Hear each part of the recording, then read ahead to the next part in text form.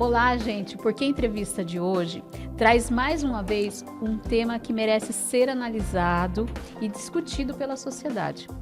Desta vez, o programa fala com a psicóloga Ingrid de Souza Fonseca, que aqui representa o CERAV, o Centro Especializado de Reabilitação do Autor em Violência Doméstica. Ingrid, agradecemos muito a sua presença aqui.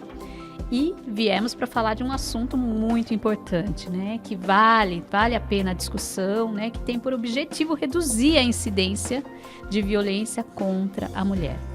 Ingrid, muito obrigada pela sua presença. Eu que agradeço. Me explica um pouquinho, o que é o CERAV? Então, o CERAV, ele é o Centro Especializado de Reabilitação do Autor da Violência Doméstica, né? Na verdade, esses centros, eles estão inseridos na Lei Maria da Penha, no artigo 35, que os estados e municípios precisam de um centro especializado. Em Sorocaba, a gente tem, né, o terceiro setor, né, que resolveu trabalhar, né? A gente já tem, que é o Sim Mulher, a gente já tem a Casa Abrigo, aí falou, vamos trabalhar com homens. Por quê? Porque o que a gente estava vendo? Que a gente estava verificando que a gente estava cuidando das mulheres, das vítimas, mas estava tendo muita reincidência, né? Uhum. E os homens? Quem vai falar com os homens? E é interessante porque a gente vê muito isso das próprias mulheres. Elas chegavam, a gente falava assim, viu, conversa com ele, fala com ele. Então, aí veio essa ideia, já que está na lei, então, vamos fazer o trabalho Vamos fazer acontecer, né? Vamos fazer acontecer. Ingrid, o que as pessoas encontram no CERAV? Faz tempo que o CERAV existe? Como é que é isso? O CERAV, ele está desde 2014, ou seja, 10 Nossa, anos. 10 anos. 10 anos. Foi quando resolveu fazer, né? E o que ele encontra lá, né? Sou eu, a psicóloga, e tem uma assistente social também, né? Eles são encaminhados. Quando chegam lá, eles vão fazer um acompanhamento. Primeiro, o atendimento individual, que a gente chama de acolhimento, né? A gente vai, querendo ou não, a gente vai acolher esses homens, porque eles chegam lá sem saber o que está acontecendo, né? E a gente vai começar... Alguns chegam, né? Porque eles já chegam com boletim de ocorrência, tá? E eles não sabem nem o que está no BO, eles nem leram o BO. Né? Então, a gente vai explicar para eles o que está acontecendo, como que vai ser. Aí, esse acompanhamento, a gente vai fazer esse acolhimento e a gente vai inserir eles nos grupos, que são grupos reflexivos, né? Somente de homens, e eles vão fazer um acompanhamento. Geralmente, são 15 encontros. Se o juiz determinar mais encontros, eles vão fazer mais encontros. Ele também, o juiz, né, hoje, né, é uma juíza da Vara da Violência, né, a doutora Ana Cristina. Se ela dá autonomia para mim e para assistente social. Se a gente verificar que esse homem ele necessita ficar mais encontros, aí a gente vai analisar e falar, não, ele precisa de mais encontros. Uhum. E como que ele chega nesse serviço, né? Pelo que você me falou, né, seja por via judicial, quando ele recebe, né, uma intimação que é feita, né, pela juíza, a juíza determina. Como ele chega emocionalmente? Eles chegam muitos revoltados, eles se sentem injustiçados, eles não se conformam de estarem ali. Por que eles estão ali?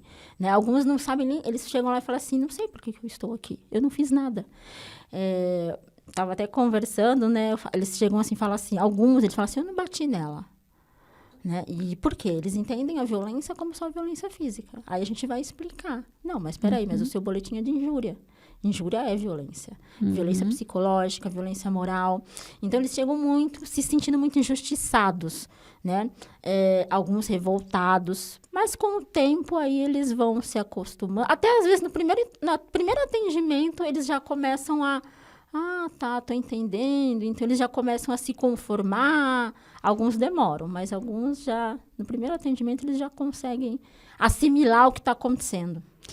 Ingrid, a gente estava conversando aí, antes de começar a gravar, né, sobre a injúria, né, inclusive, a gente estava falando de exemplos aqui. Você pode citar um exemplo para a gente do que é uma injúria que, de repente, a pessoa nem sabe que está praticando isso ou que está sofrendo isso?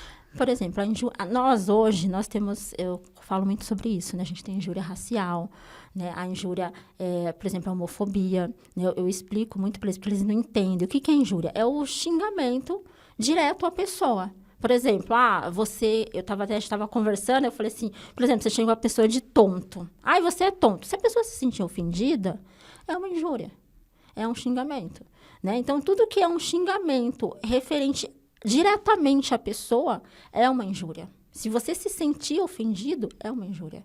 E é aquilo que incomoda, né? Que a pessoa Exatamente. fala assim, não é brincadeira, isso me incomoda, me Exatamente. rebaixa, né? A gente estava falando dos apelidos, né? Dos xingamentos, né? Se incomoda a pessoa, é uma injúria. E isso está no Código Penal, não é só na Lei Maria da Penha. Uhum. Eu sempre falo que tudo que está na Lei Maria da Penha está no Código Penal. Né? Então, é do Código Penal. Então, qualquer um que se sentir injuriado, ele pode fazer um boletim de ocorrência de injúria. Sim, inclusive assim, a gente estava falando sobre a injúria dentro de casa, né? Homem, mulher, casal, relacionamento, né? Por exemplo, assim, quando o cara fala assim, o cara brinca, né?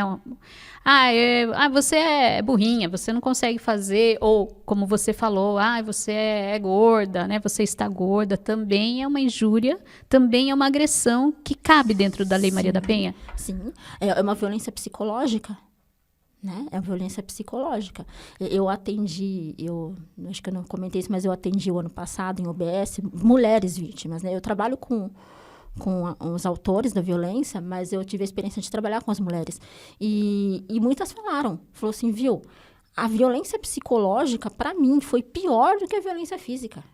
Teve mulher que chegou a falar isso para mim. Falou assim, porque a violência física, Ingrid, o soco que eu recebia, uma semana depois, passava. A dor passava, o hematoma sumia. Mas a violência psicológica, não. Eu sofri muito. Teve uma que eu lembro que ela falou, viu, eu fiz tratamento com psiquiatra, com vários psicólogos, porque eu não conseguia sair daquilo, da violência psicológica. Aquilo não conseguia sair de mim. Né? Então, é mais complicada. E ela é invisível, né?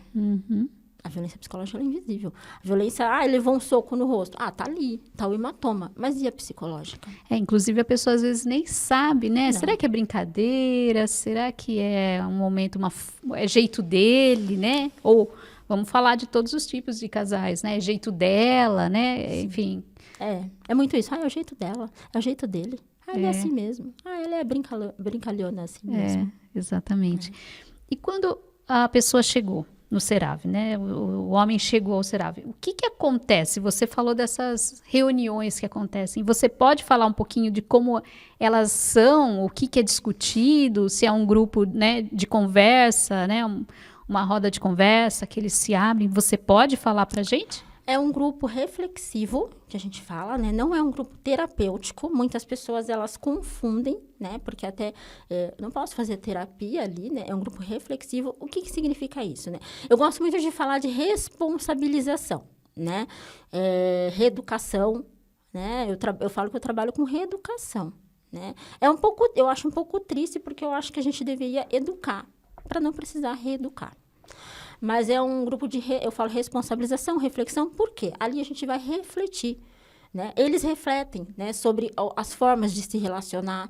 A gente fala vários assuntos, muitos assuntos. Assim, assuntos assim que, às vezes, tem pessoas que falam assim, mas não tem nada a ver. Eu lembro que uma vez um assistido falou assim, mas por que a gente está falando de drogas? Não tem nada a ver com violência. Aí um outro assistido, ele falou, tem a ver sim, eu estou aqui porque eu sou viciado em jogo. Então tem muito a ver.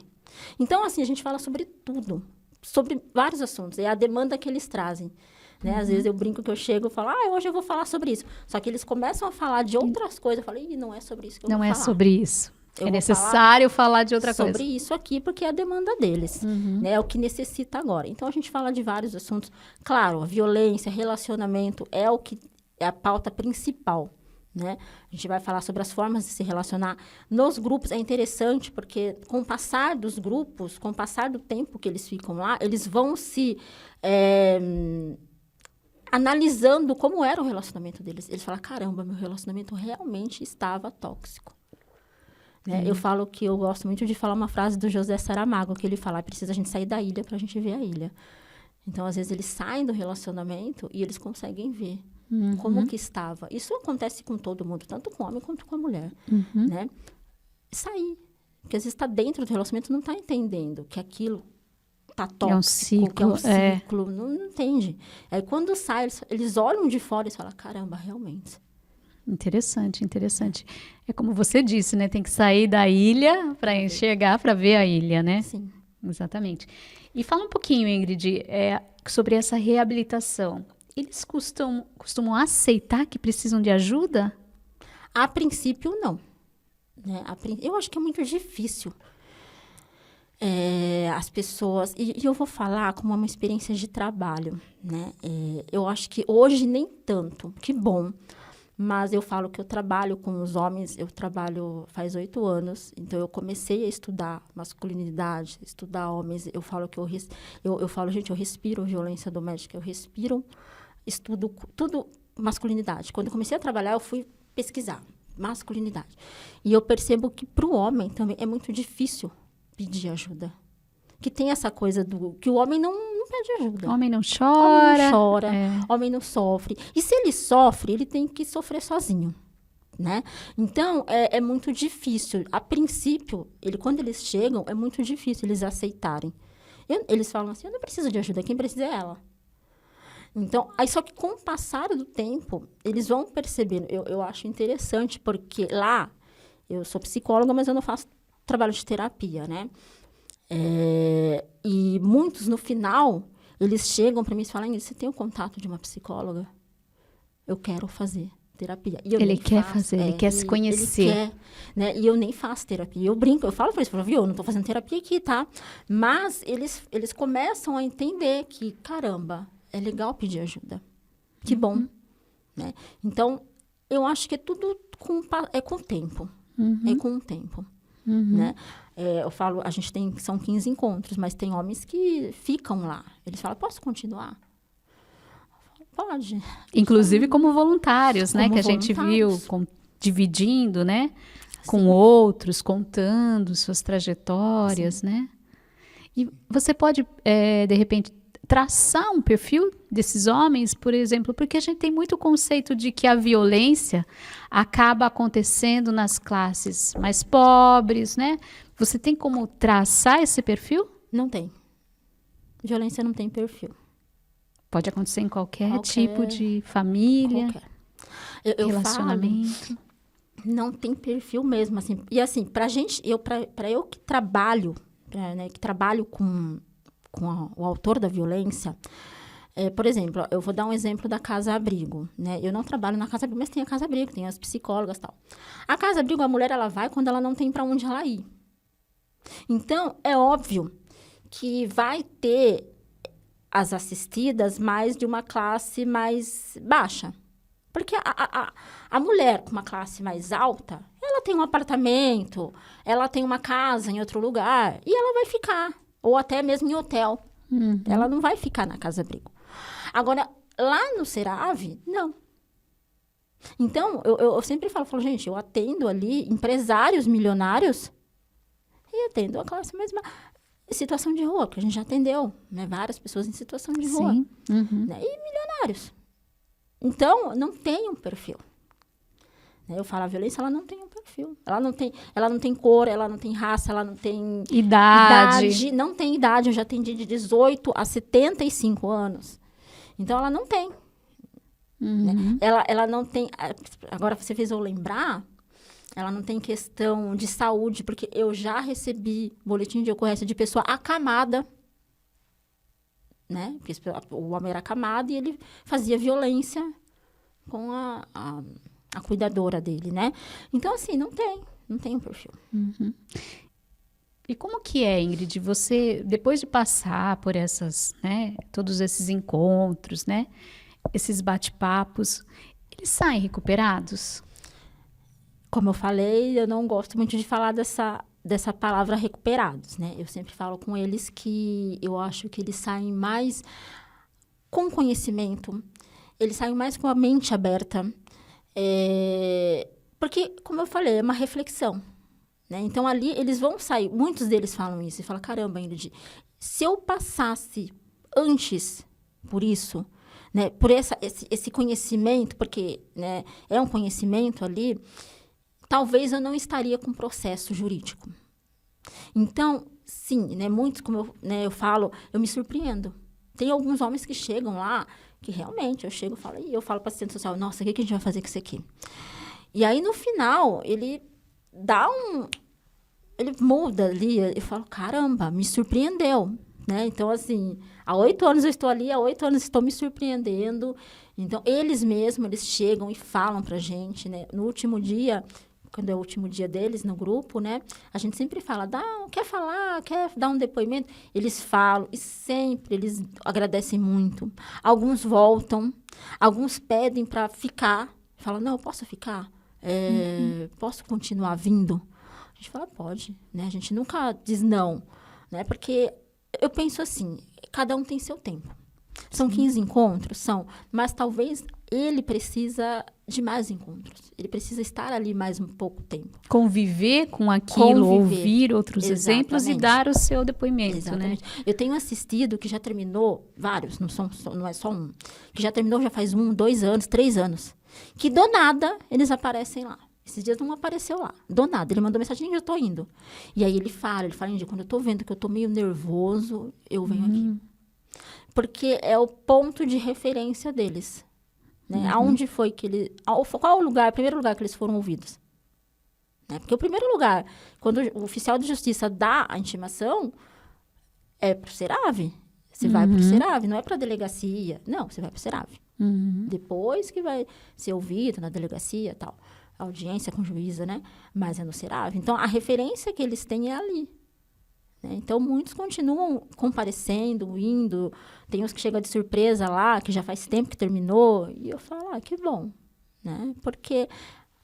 E a gente percebe que até... Tem alguns que, não é, né, que voltam ao relacionamento. É retirada, revogada a medida protetiva. Eles voltam. E eles voltam para contar para a gente como é que tá. Eu tô melhor. Hoje eu consigo falar eu te amo para minha esposa. Hoje eu consigo falar, abraçar meu filho. Porque tem homens que chegam lá e falam, nunca abracei meu filho, eu nunca abracei meu pai.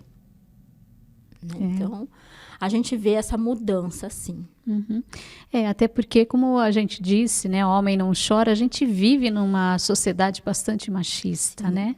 Tanto, a gente sempre discute aqui, tanto como homem, como mulheres, né? A gente é uma sociedade machista como um todo, né? Sim. A mulher, ela reproduz, né?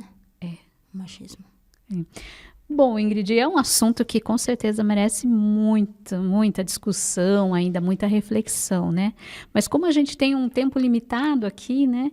Eu gostaria de abrir para você aí esse tempinho, né? Um pouquinho do tempo que a gente tem, se você deseja fazer dar uma mensagem, né? Para quem está nos assistindo, né? Falar um pouquinho mais. Pode fazer essa referência. A mensagem que eu queria, eu acho que eu sempre digo que a Lei Maria da Penha, ela é uma lei que deveria passar no horário nobre. Tem outdoor nas cidades, né? Principalmente o artigo, que é o 7º das violências. Os tipos de violências, são 5 tipos de violências na Lei Maria da Penha. Né? Que é a física, a psicológica, a moral, a sexual e a patrimonial. Né? Muitas pessoas elas só conhecem a física. Né? Elas não sabem qual é a violência moral, qual é a psicológica, qual é a patrimonial. Né? Então, eu acredito que as pessoas, tanto homens quanto mulheres, elas saberem, né, dos tipos de violências. Por quê? Eu recebo muitos homens que eles não sabem. Eles falam, nossa, eu não sabia que isso era violência. Eu não sabia que eu acabar com o carro dela, jogar o celular dela na parede era violência. Né? É uma violência patrimonial. E mulheres também, elas não sabem. Muitas mulheres, elas estão sofrendo violência, mas elas não sabem. Por quê? Entende o quê? Que a violência é somente física.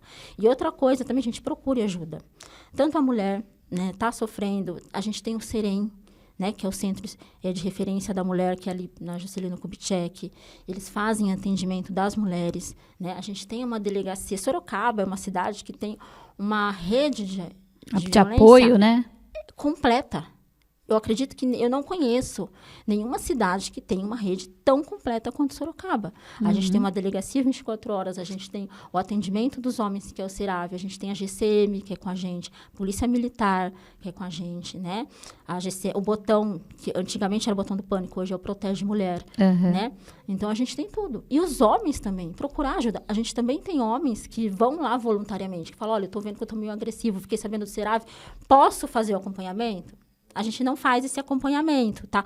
Mas, né, às vezes o homem, ele tá tão desesperado, a gente fala, não, vem aqui, então, a gente vai fazer. Então, procurar ajuda. Não quer procurar o Serave? Procurar uma ajuda profissional, né? Um psicólogo, um posto de saúde, né? Olha, eu não tô bem, eu não tô legal, eu tô passando por uma depressão, às vezes, né? Então, assim, eu acho que procurar ajuda. O autoconhecimento também. O conhecimento é muito importante. Mas o autoconhecimento é muito mais importante ainda. Você se conhecer, você saber até que limite você pode chegar. Isso eu escuto muito dos homens lá. Ele fala, hoje eu sei até que limite eu posso ir. Até que limite eu posso chegar. Né? Então, é autoconhecimento. Conhecimento é importante e autoconhecimento também é muito mais importante. Excelente, excelente recado que você deixa, né? Como orientação, inclusive, né? Para todo mundo. Sim. E aí a gente chega ao final do nosso programa, né? O Porquê Entrevista. E aí a gente aproveita, né? Para te chamar e para te convidar para seguir as nossas redes sociais, que estão sempre atualizadas, né? Com diversos tipos de notícias, né? Que é o @portalporquê. E aqui no canal, nosso canal de YouTube, você pode acionar ali o sininho, né? Que o sininho vai te avisar toda vez que tem uma novidade por aqui, algo interessante que você possa ouvir, que você possa ver e também tirar aí as suas ideias, suas conclusões. Agradecemos muito a presença da Ingrid aqui. Eu que agradeço. Um excelente bate-papo, né? E até a próxima.